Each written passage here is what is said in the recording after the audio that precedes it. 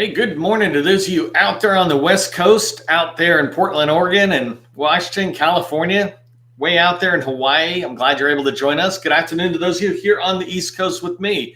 It's a balmy 80, 90 degrees, something like that. But it's nice, it's beautiful, and I'm always happy for that. We got good training today. I'm going to go through a lot of real world exercises. So I'm going to teach you a little bit, and then I'm going to show you how I go dig into information and pursue information around org charts. It really helps me in my business development activity, in particular, when I'm trying to get in and start moving forward. I don't know if you've heard me do previous training where I describe the federal sales process basically has three portions to it: business development, capture, and proposal. And the idea of business development is it's getting into an agency, learning about an agency, identifying opportunities, and building relationships. So that's business development as you're trying to get to know that whole agency customer. Capture is about one particular opportunity where you're doing a subset of that, but you're really just trying to push or shape that opportunity so you have the most chance of winning it. And then proposal is writing a response that is what we call a winning proposal, one that can knock it out of the park and bring home 1 out of 4, 1 out of 3 wins for you. So today we're going to be diving into the org chart. I want you to engage in the chat. I'm looking at certain people. Like, you notice how Emily said something about Portland, Oregon, and all of a sudden I'm doing a shout out because I saw her say that. She made it easy in what she's saying there from Sea Hill Consulting Group. Oh, I see you're one of the 100 Club as well. So full life cycle staffing firm, right? That's a good summary. And when you put that kind of summary in the chat, not just me, but everybody else who comes in is able to see that. We have over 100 people registered for training today, I think. And usually we have much over 100, but we definitely have over 1,000 people come back and watch this later. And so you want to make sure people know what your company is and what you do in the shortest amount of time. I wanted to start off with just a quick tip that says, if you haven't done so already, follow Steve Koprince on LinkedIn. You can go watch him. Last week, he and I on Thursday did a fireside chat where we were talking about some things around the law of government contracting. And so you can track on that. He's a recovering lawyer from the GovCon space, expertise in there. But the reason I want you to subscribe to his newsletter is because he's always sharing this insight that is not the kind of content I share. It's content around what you should be tracking in changes to the industry, or sometimes he's looking at a protest that a company does on a contract they might have lost, and there's a protest that happens. Steve will analyze it and say, hey, here's the lesson learned. I love it. I read everything he writes in those newsletters, and I want to encourage you to do that. So that's my tip for success. Maybe somebody can tag him in the chat, just at Stephen Koprince, Steven Koprince. Put him in the chat, let others be able to find out who he is. Today, as we're diving in to the government side and we're trying to understand an agency using their org charts, and what's the value of looking at an agency using their org charts, I really want you to understand that org charts can help you pursue offices that'll most likely buy from you. You're not looking for, oh, hey, I know that HHS is the department and then there's agencies underneath. No, I want to get you to go down much deeper, 3, 4, 5 layers down. The closer you go to the actual need, or the lower you go in the offices, the closer you'll get to that actual need. And so sometimes you can go down 10 levels, and I'll talk about that in a minute in the training. But I want to give you a story that just really drives this home. Gus Phelps, my partner in here, if you see him in the chat, say hi. All of you should be connected with Gus. But he and I were working together, 3, 4 years ago. And when we were getting started, he was going into DLA, and we had done research, and I'll talk about this in a minute, but he had found this document that allowed him to go through it and identify these offices that were in that document. They were listed in this Defense Logistics Agency document, but they were nowhere on their website. There were nowhere else that he might have been able to find it. But because he understood the org chart, and that was a plan that he was doing at the moment, he was able to find this office, and he turned to somebody else at a higher level than this office down below, which we really wanted to talk to us. Hey, can you introduce us? The minute we said it, they're like, oh, sure, I know Sally. She's down there, right? And they set up a meeting. But you have to do that research around the org chart. When he got in there, it was awesome because Sally, she never gets called. And she appreciated the fact that he had read this document where she had contributed to that document and the value that was in there. So it started the meeting off. All of it happened because Gus was taking the time to just understand, first off, DLA's organization's a big organization. So where do we want to go? Which doors do we want to knock on? Which offices? And that's what I want to share with you today. That's where we're going to be driving through. And so we're going to talk about org charts and their path to federal buyers by using that, how federal organization charts can help you as a government contractor, what the value is to you.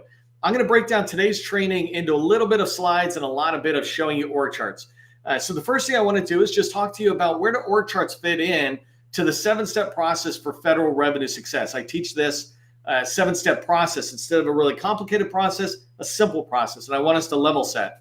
The second thing I want to talk about is just why it's important to understand org charts. I've talked a little bit about why. I'll give you more reasons. And then I'm going to go into 2 parts. One is to just briefly throw some terms at you to get you used to this idea of some organizational structures that happen. And then I want to dive in, spending the bulk of our time looking at examples. If you don't know who I am, my name is Neil McDonald. I am the president of the GovCon Chamber of Commerce, co-founder of GovCon in a Box, and I want to welcome you to my federal sales training, where I provide tips for success in the federal market. I also provide you a chance to network with each other and meet other people, so make sure you're doing that in the chat while I'm doing the training.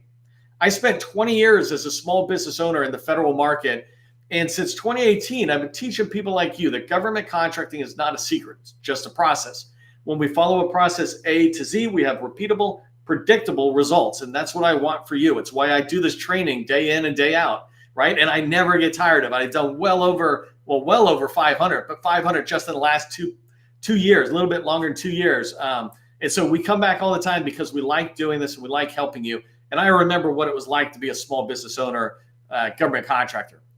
If you haven't done so already, subscribe to our newsletter, the Government Contracting Success Newsletter. It's here on LinkedIn. If you're out there on Twitter, Facebook, or YouTube, that's great. Appreciate it. But come on over here to LinkedIn, connect with us, and subscribe to my newsletter. If you connect with me, give me some context, because sometimes people connect with me after I say this, but when I look at the connection request, I'm like, I don't get it. I don't know who you are, and I don't accept it. I don't accept every request because I want to make sure I'm only pulling people into my network who are in the federal space for the most part, right?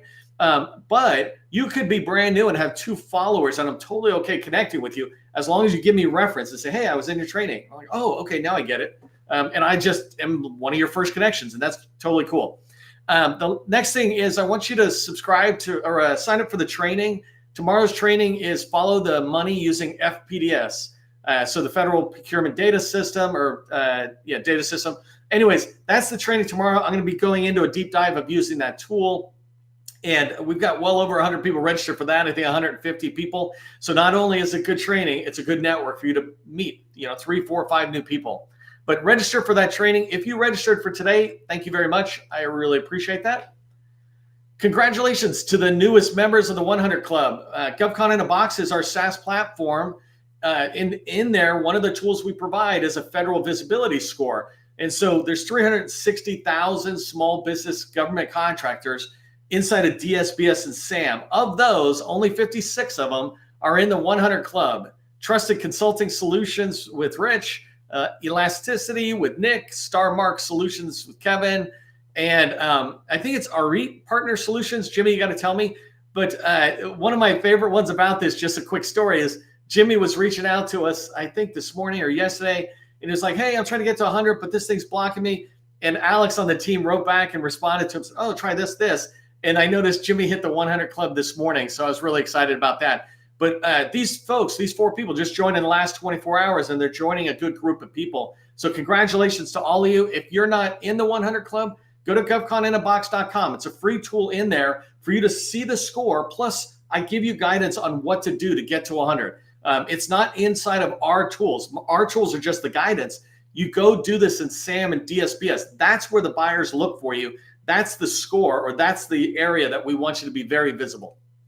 Okay, let's get started. I'm going to be driving fast. If you haven't been here before, I talk fast. I come at you as a fire hose. You can always slow it down later or watch it at quarter speed. So let's start with the 7-step process for federal revenue success. The whole time I was a government contractor, right, 20 years, it was always these convoluted processes, if anything was visible to me. And they were just so hard to follow. We literally would have them up on these rooms we call war rooms, and then all of us would ignore all the posters that were on the wall. And as I began to teach more and more small businesses, thousands of small businesses since 2018, I began to realize that it can be communicated in these 7 steps if you want to have success in the federal market in a particular agency, let's say Department of Education. The first thing you need to do is research that agency, begin to understand it. People don't care what you know until they know that you care. When you research them, you're showing them that you care. The next thing is targeting. So once you've researched them, you begin to figure out which people in there are most likely to help you get in and have access to that agency. You're not going to be able to actually meet with them all, but you build a list of 1 to 200 people in targeting so that you move to phase 3, step 3, which is outreach. This is picking up the phone and doing cold calls. Maybe you use an email. Maybe you try to get a referral from somebody else. But outreach is trying to reach those 1 to 200 people you identified in targeting. And it's not just one meeting, right? It's having a couple of meetings so that you begin to establish the relationship. This is why I call the first 3 steps path to strategic relationships. Because once you get to the 4th step, relationships, those are strategic relationships. These are people who are committing to mutual success, whether it's an agency person or a teammate. You're committed to success. You're talking about more things. You hear about opportunities, which is the 5th step. Opportunities and having the right slam dunk opportunities allows you to write winning proposals, ones that you have a really good chance of winning, and win sales. And what I like to say is once you've won a sale, you're on the wheel of success in that particular customer, that agency, and you just continue to succeed until you do them wrong. But if you continue to serve them well, you'll build more relationships, hear about more opportunities, and win more proposals. So just right now, today, we're going to be talking about research. That's where the org charts fit in.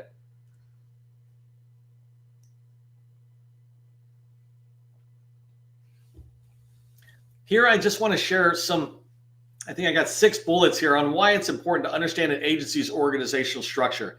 One of the first examples I wanted to use is just imagine shopping at a grocery store that doesn't have those signs in the aisles that say, here's where cereal is, or the dairy, or like cleaning supplies or vegetables, etc. If they didn't have that and all they had is all these products on all these shelves, you'd just be wandering everywhere. And every single time you might get lost. And if they shift things around a little bit, you're kind of crazy. But when you know the aisles, you quickly go here and here and here, right? It's very helpful to me with my kids. I'm like, go to aisle 4, get this, go to aisle 6 over here. And it's because I understand the organizational structure of the grocery store.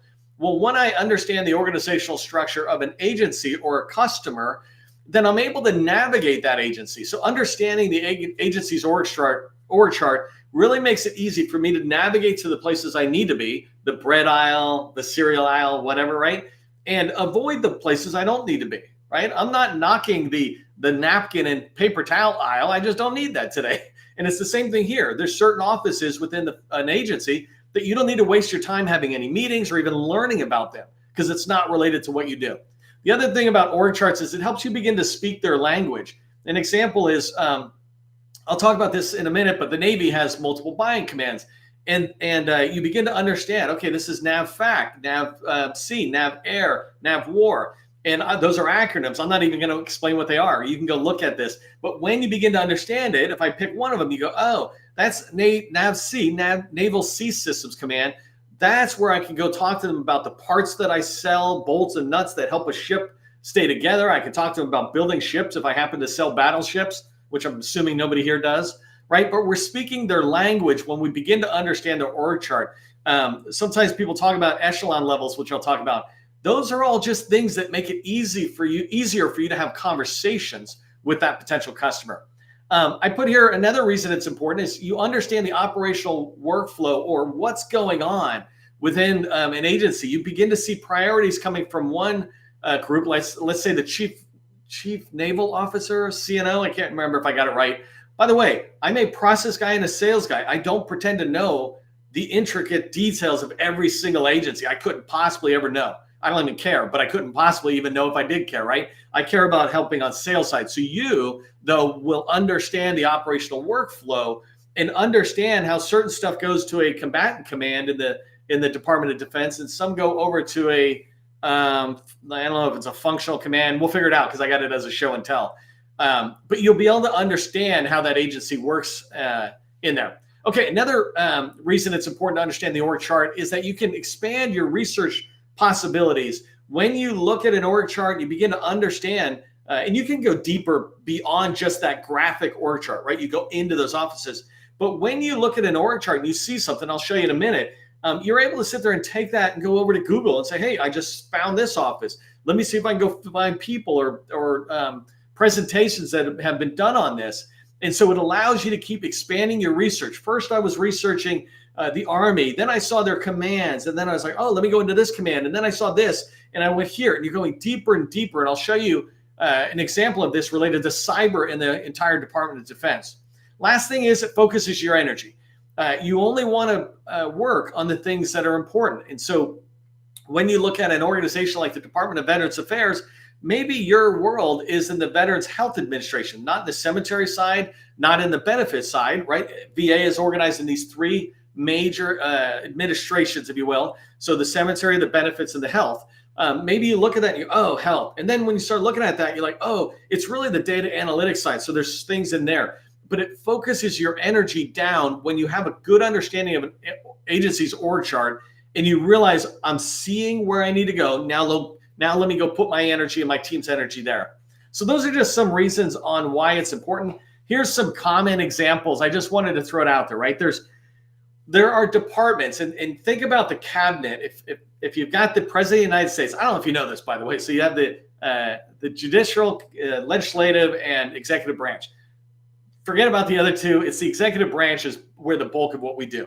So inside there, we have all these executive agencies. Well, the departments, secretary level, cabinet level, you have Department of Defense that's up there. This is the one that is a little unusual where you got then the Department of Army, Navy, and Air Force, et cetera, under that. But over in HHS, for example, you got HHS, Department of Health and Human Services. And in there, you've got below that agencies. I put in Echelon 1 just to get this term in your head. In the military, there's Echelon 1, Echelon 2, Echelon 3, Echelon 4, and you begin to understand these lower commands and where they fit. Nobody is really buying, and I say this softly, but at an Echelon 1 or an Echelon 2 level, right? What you want to try to do is get further down. The closer to the people who are actually doing the work helps you identify what it is, and then you can go back. Of course, Echelon 2 and Echelon 3 have people who needs, but it's a different level. It's very high. The next level down, I just put it down as buying commands or major commands. So in the Air Force, we call them MAJCOMs. The Army, we just call them commands, I think. And then in the Navy, we call them system commands or buying commands. So there's different terms. People might even tell you today in chat how they call it. But I like to find these because this is where my sales activity begins to happen, is at that major command level or buying command. Because now I'm starting to see the commonality that goes on, and I'll show you that. In a civilian agency, it might be called just a major office. They have like Farm Service Administration Office or something like that. There's a lot of different offices that are so big, they're at a top level. Some other ones to keep in mind, Program Executive Office, PEO. This is huge within the DoD side, where it's a huge office that has major programs underneath. So you might think a PEO ships for the Navy. And then it's got major ships. These ships sometimes take, 10 years to build. And so that's an entire spending life cycle that happens in there. And so they have many of these. There's hundreds of programs that are run under the PEOs. An example is the Navy. If you're in IT, you might go to PEO Digital and learn more about what's going on in there. And then divisions, branches, you hear about division chief or branch chief. Begin to learn those structures. I'm not trying to teach you all of them. I'm trying to teach you enough that you go, oh, do I know my target agency's things? Okay, so let me show you a couple of ones. By the way, if you haven't gone to GovCon in a Box, this is it. Get on in there and you can get your visibility score just by putting your company name in there and you'll see it. Okay, so let me start with giving you an example from the Army. This one here, I was just saying, I can't remember what it's called, but the Army command structure, right? There's Army commands, these major ones, and I'm not here to teach you what they are, but then there's component commands, right? And then there's reporting units. What are these? Well, you want to go through and begin to understand it. And as you go through and begin to understand it, like if you go into AMC, you can click through and begin learning more about AMC. It's like, okay, well, how is AMC organized, right? Here, I click on AMC's organization, and now I can see that Army Material Command, below it has Army Contracting Command, right? And I can go into Army Contracting Command, and I can find that it has contracting centers and contracting brigades and all these kind of things, right? This is what I want you to start getting into and beginning to understand. When I said echelon levels, it's just subordinate units to wherever you're at, and you want to find the places that fit for you best. And you can do the same thing. Let me back up for a second on the Army side. You can do the same thing right here on all of their commands. This is like a starting point for me. I look at USA South or something, Southern Command or Central Command. I'm like, that's not me.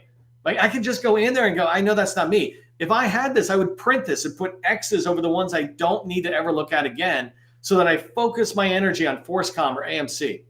Okay, so that's Army. Here's another quick example. So I use this tool called MindMeister, and I would love to have an affiliate and tell you to go there, but I don't. So go there on your own. But it's called MindMeister, M-E-I-S-T-E-R, mindmeister.com. And in there, I love it because it's got a really sophisticated way for me to deal with organization charts, etc. So if you come down and start looking at this, one example I was just using is, here is the Navy, where I have Fleet Cyber Command, right? I have them, but I also just kept digging down. And this is 16th Air Force. So it's a numbered command. Think, major level up there. And as I look at it, I can start digging in farther and farther, because I did all this research. My team and I, we did all this research as we began to understand, where is cyber spent. And if I zoom out for a second and you look at this, this is just a massive amount of understanding using the org chart, because then I can go in and go right here. Look at this, 91st Space Operations. Anybody who knows what it is can tell you what it is, but I don't know what it is when I'm doing my research. So I can go look and go, hey, is 91st somebody who I might be able to pursue to get money? Or can I go there and learn about the Air Force cyber initiatives, et cetera, that I can use upstream when I'm responding? Okay, let me come over to HHS. In HHS, I'm just showing you a different way to come in. In here, I got the Department of HHS. I always go to the About page to start there. And in here, you may or may not be able to see this too well, but I can see HHS org chart. I'm like, okay, let me click on it. And now I'm starting down that rabbit hole of digging in. I'm looking at this, and the first thing I can see is that the way they organize it is Office of Secretary, and they call these operating divisions. I call them agencies, but I look at this and I go, okay, I want to make sure I'm using that term operating division. I'm beginning to learn their terms. And then if I come down further and I start looking at any of these folks, so here's Administration for Strategic Preparedness and Response, ASPR, right? And I don't know anything about them, but I come here and I can see, now I'm seeing the next level org chart for them. Unfortunately for these guys, they're not linked. Let me try another one really quick. Okay, so here, this guy is linked to Agency for Healthcare Research, right? And I can come in here, and they have, on the left-hand side, you should be able to see, they have their own org chart. So I went from HHS down to this agency or operating division. Now I come in here and I can start looking at their org chart, and I can see how they're organized around what they're doing. And I'm like, well, Office of Management Services, I wonder if that's where I could fit, because I do administrative support services, right? I'm beginning to learn about it. And the reason I like building my own org charts that look similar to this, let me back up for a second, is because imagine if this wasn't DoD cyber, where I'm across everywhere, but all it is HHS, and I'm beginning to build my org chart, I would really get a solid understanding. This is business development, and this is research. Understanding your agency, target agency, better than anybody else, including the people in that agency. Okay, so let me go to the last thing I want to show you. It's watching my time here. So these are VA organizational manuals. And these things, this one's 500 pages. This other one is 300 pages. So almost 1,000 pages. Your competitors are not reading these. They're not even browsing them, right? And if you have the patience to do this, the discipline to do this, you will find information that they don't have. So this particular one, Functional Organizational Manual for the VA, it's a description of organization structure, missions, functions, tasks, and authorities. This allows me to understand the very people I want to serve. It allows me to understand the language that they're using, the priorities. I'm able to even see reference documents out of this one. So when I'm trying to respond, I'm truly responding with an understanding of that customer. So I'll just move fast through this really quick, but let me zoom in here this way. So this particular one, this page, so one is, let me just show you really quick. This is about offices, right? You can see it. This other one, if I come down, This is, I don't know if you can see at the top, but it's National Cemetery Administration. I don't want to touch it because it'll go to it, but that's the National Administration. Here's Veterans Benefit and Veteran Health, right? And so the way this first document is organized is by those three administrations. The way this other one is organized is by the offices. And so if I come down here and I'm browsing, first off, I personally browse through all of this. I heard somebody once say, browsing is a waste of time. No, browsing is the only way to discover things that aren't easily surfaced up. And so if you have the patience to discover it, then you're going to have success. Right here, I know is a big one, electronic health record modernization program. I know there's people who might want to track on stuff, but for me, I'm coming down, I'm looking for something like this human capital programs, right? So the human office, this is the one that caught my eye, human capital programs, because I know a couple of customers who deal with the staffing side and the recruiting and helping the government. So I come in here and I look at this and I can begin to learn about them through their organizational structure, right? I happen to know this document because I've been looking at it and doing studying. Once you start looking at it, you'll see the patterns.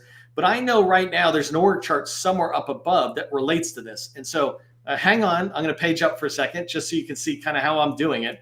I'm just paging up until I see an org chart. There we go. So here, let me scroll it up now.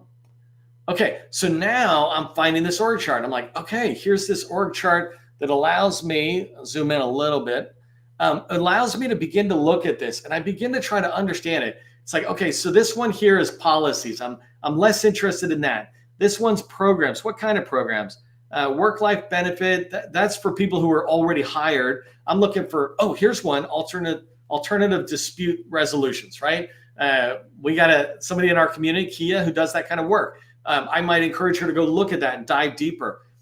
Here's employee relations and performance management. I'm still trying to find out, do they do recruiting, right? That's what I'm kind of looking for. Business operations, learning development, human capital systems. So I'm not really seeing that thing I'm looking for, right? But by looking at this, here you go, maybe labor management relations. Hey, come on. Oh, it doesn't. That's funny. It doesn't hyperlink. So I have to scroll down a little bit, right? So let me come down. Take me 2 seconds. Policies, capital plan. Oh, capital planning. Maybe that's what I'm looking for, right? I don't actually know human capital. Let me not pretend to be that. But here I'm looking guidance on aligning the workforce with the needs and the priority of the agency. So I can start understanding this. By the way, I now know that this is an office. I can go research it a little bit more. I also am able, this is what I was talking about, through the org chart, I can find more research where here I can see this VA directive. It's a communication document talking about employee entrance and exit surveys, VA directive. What it tells me though, if I didn't know this before, I'm like, I should go learn more about these VA directives around what I'm doing. So this is workforce planning and succession.